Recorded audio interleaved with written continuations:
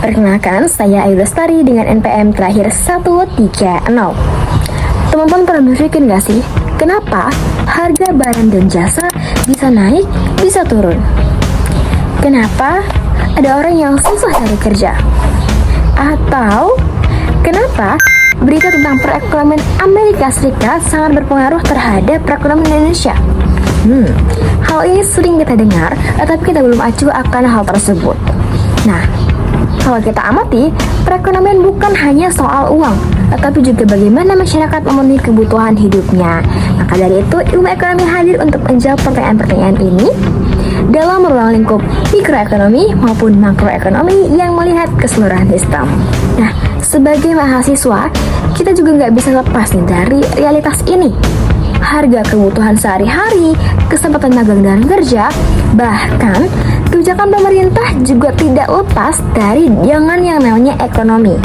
Nah, jadi teman-teman, memahami ilmu ekonomi bukan sekedar untuk kebutuhan akademik, tetapi juga untuk kehidupan nyata kita.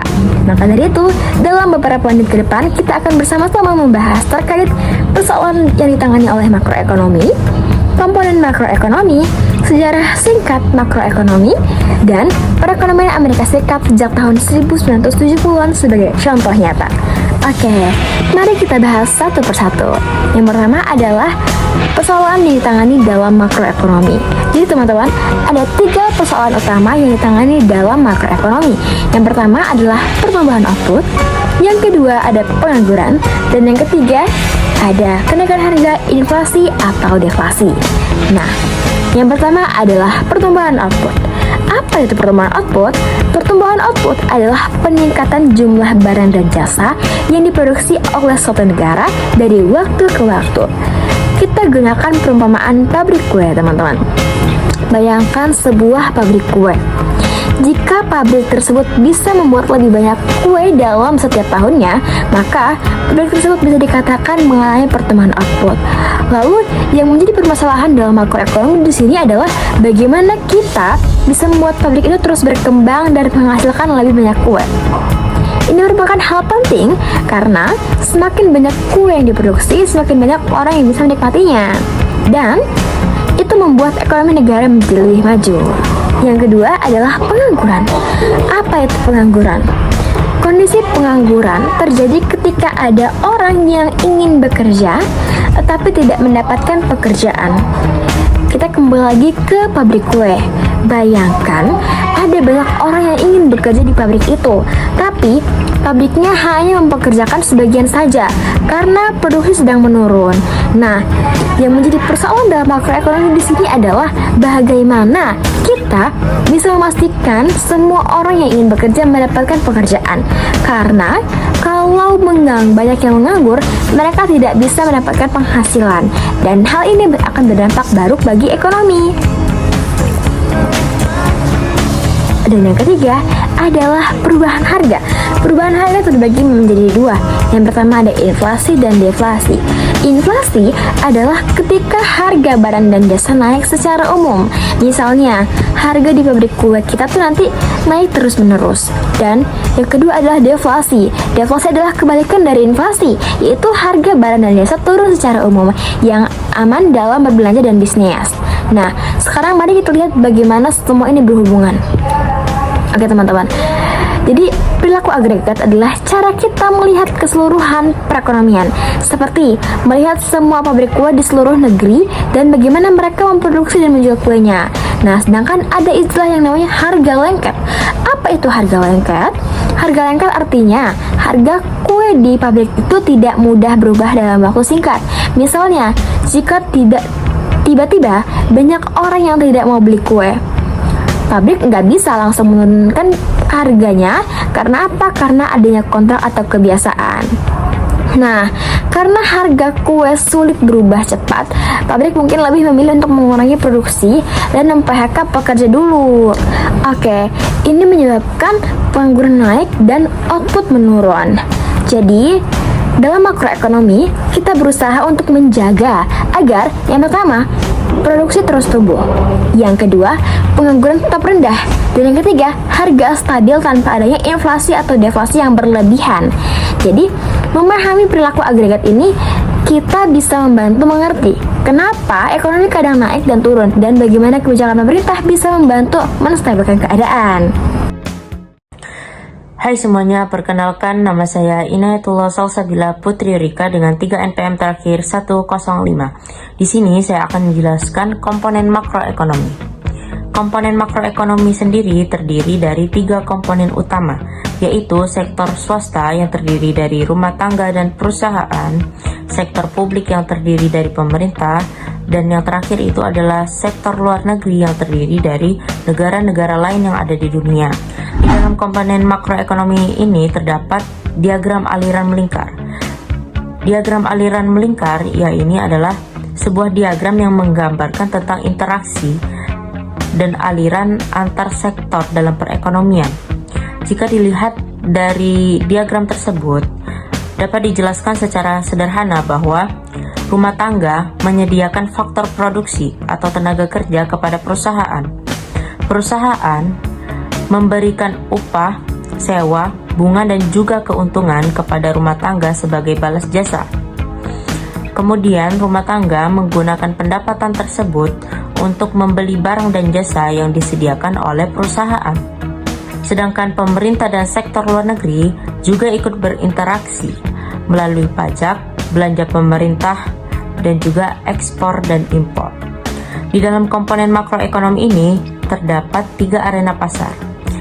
Arena pasar ini adalah menggambarkan bagaimana rumah tangga, perusahaan, pemerintah, dan sektor luar negeri berhubungan satu sama lain. Dilihat dari pasar di mana mereka berinteraksi.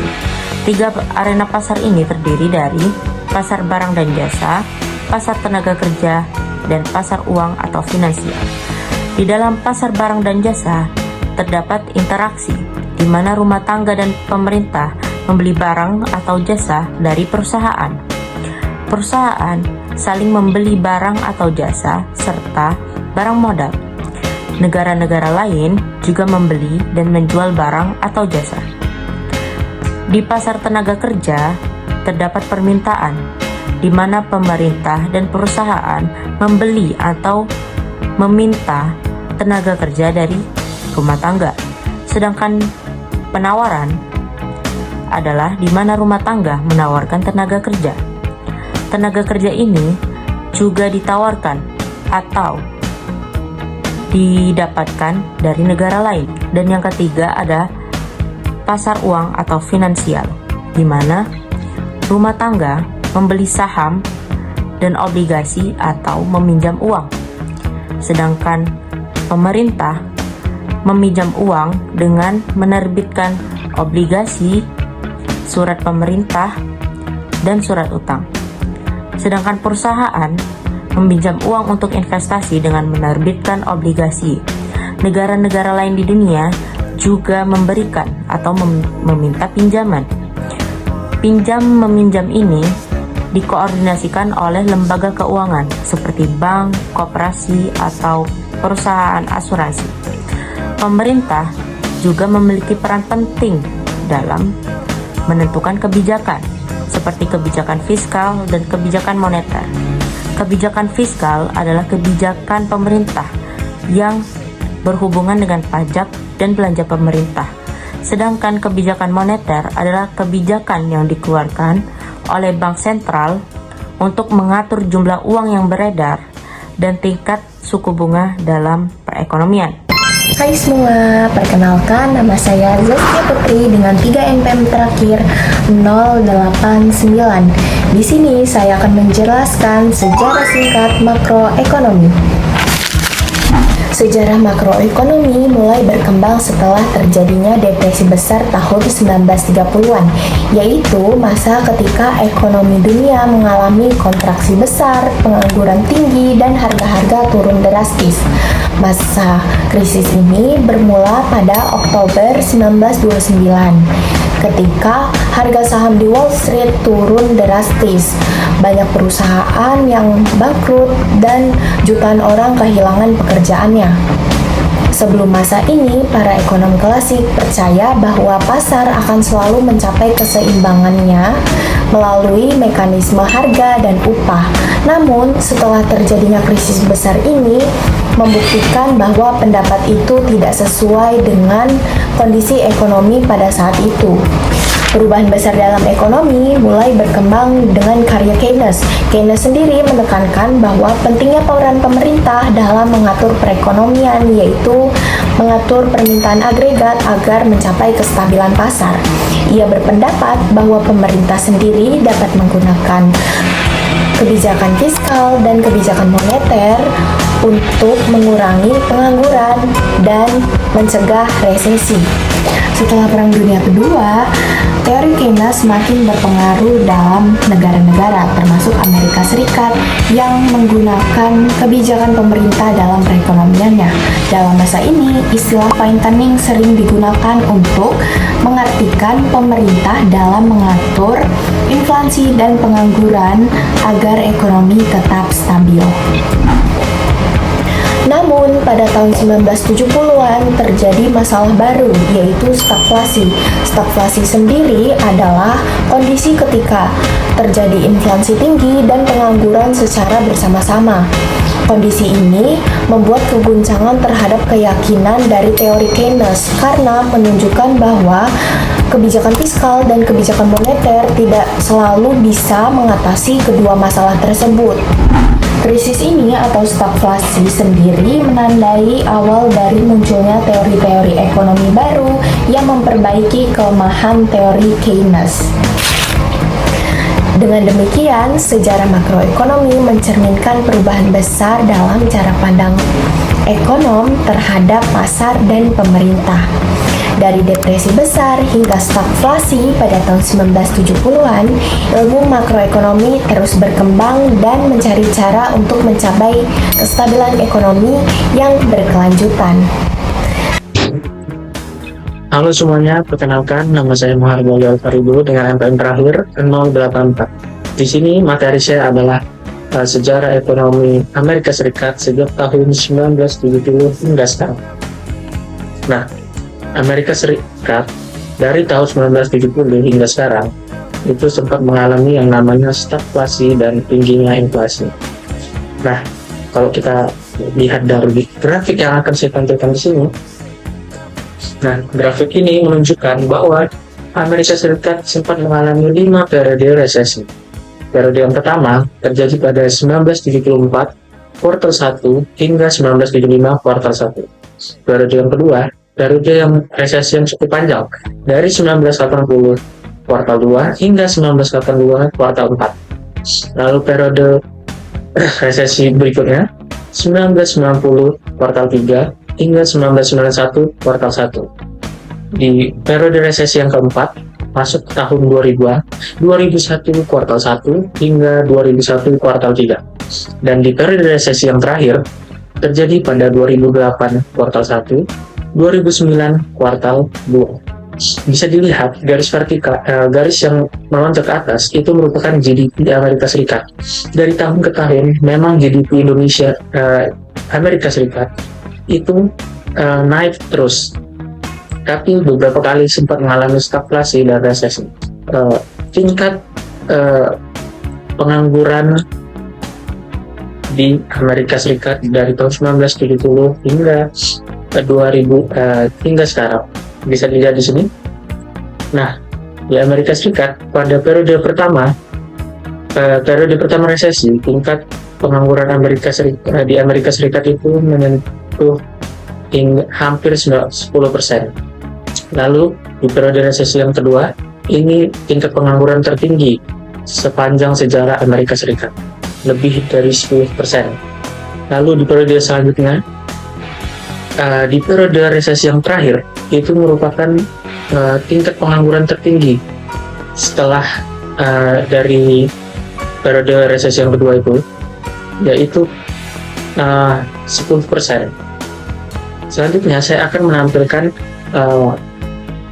tingkat inflasi, grafik tingkat inflasi di sini. Nah, di sini ada 2 periode inflasi yang tinggi. Periode pertama terjadi pada 1973 kuartal 4 hingga 1975 kuartal 4. Nah, inflasi ini inflasi tertinggi sepanjang sejarah Amerika Serikat, lebih dari 10%. Yang kedua, periode inflasi yang terjadi pada 1979 kuartal 1 hingga 1981 kuartal 4. Nah, terjadi inflasi tinggi lagi, hampir menyentuh 10%. Setelah itu, inflasi turun dan cenderung stabil, terjaga oleh pemerintah Amerika Serikat. Sekian penyampaian materi dari saya. Sampai jumpa kembali, semoga ilmunya bermanfaat.